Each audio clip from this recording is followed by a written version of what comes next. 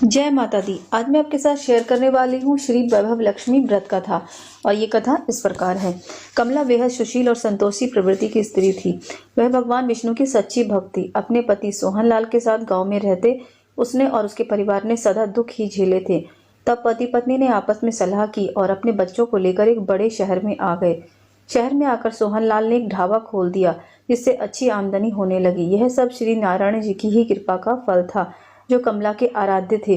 सब कुछ ठीक ठाक चल रहा था, मगर कमला को एक ही दुख था कि ज्यों ज्यों उसके घर में धन बढ़ता जा रहा था, त्यों त्यों उसके पति की लालसा भी बढ़ती जा रही थी।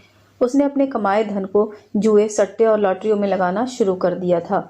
कमला अपने पति की लालची प्रवृत्ति से डरा करती थी। मौके बेमौके वह उसे समझाती, मगर सोहनलाल पर उसके समझाने का कोई असर नहीं होता था। वह कहता, तुम पागल हो कमला। अरे इतने बड़े शहर में आकर भी हमने कोठी कार नहीं बनाई तो धिक्कार है हमें गांव छोड़ने पर। जब ईश्वर की कृपा होगी तो वह इसी काम में इतनी बरकत दे देंगे कि हम यह सब बना और खरीद लेंगे। कमला कहती, ईश्वर क्या कृपा करेगा, कर्मवीर अपने बल पर ही ये सब प्राप्त करते हैं। सोहनलाल अहंकार भरी बातें करता और कमला मन मसोस कर रह जाती। सोहनलाल के कदम दिन ब दिन बहकते चले गए। उसे जब भी जुए, सट्टे या लॉटरी में नुकसान होता वह शराब पीकर आता। इस प्रकार उसका ध्यान अपने धंधे की तरफ से हटता चला गया।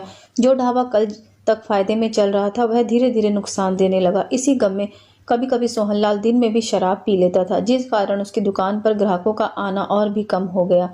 इस पर भी सोहनलाल को कोई समझ नहीं आई। वह बिक्री के पैसों से जुआ या लॉटरी खेल लेता और शराब पी लेता।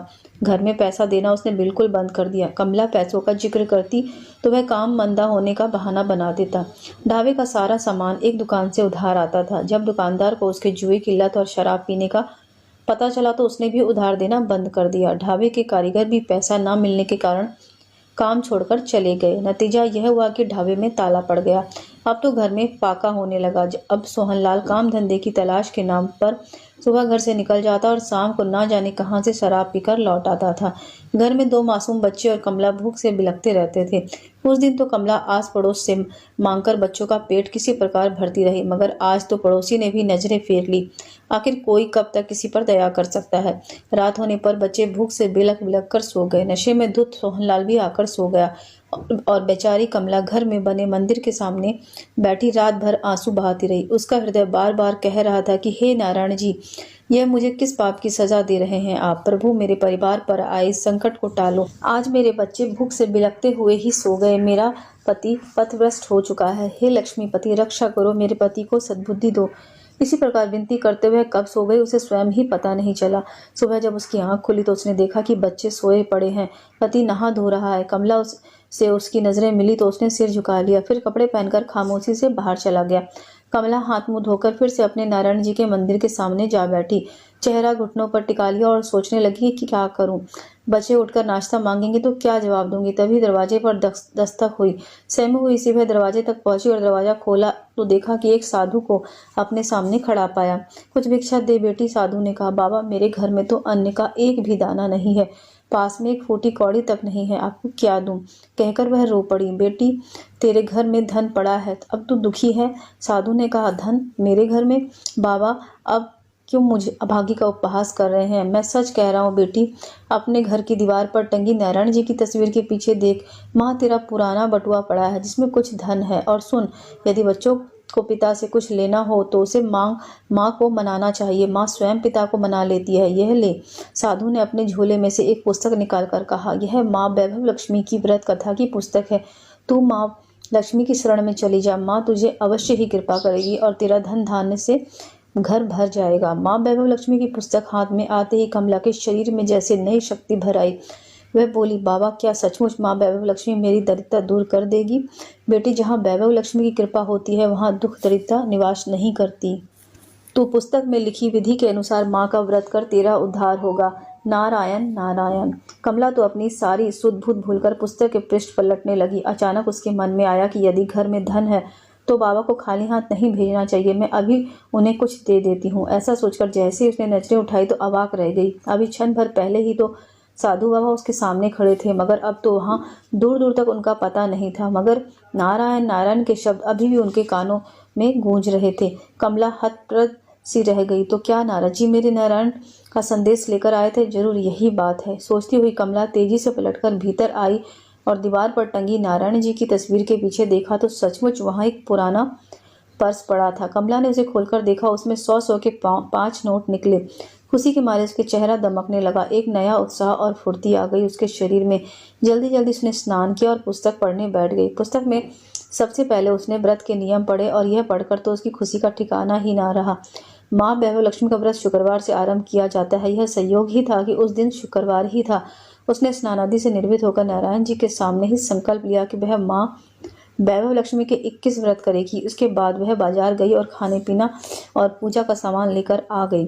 उसने बच्चों को जगाकर उन्हें नहला धुलाकर नाश्ता दिया और फिर माँ वैभव लक्ष्मी व्रत कथा की पुस्तक में लिखे नियमों के अनुसार व्रत किया। सारा दिन वह जय माँ वैभव लक्ष्मी, जय माँ वैभव लक्ष्मी का जाप करती रही। शाम के समय उसने विधिवत माँ का पूजन किया और प्रार्थना की, हे माँ, नारायण जी की आज्ञा से मैंने आज आपकी शरण ली है, मेरी मनौती पूर्ण करना माँ। मैं केवल इतना चाहती हूँ कि मेरे पति को सद्बुद्धि आए, वे सभी दुर्गुणों को त्याग कर फिर से सतमार्ग पर चलते हुए अपना काम करे।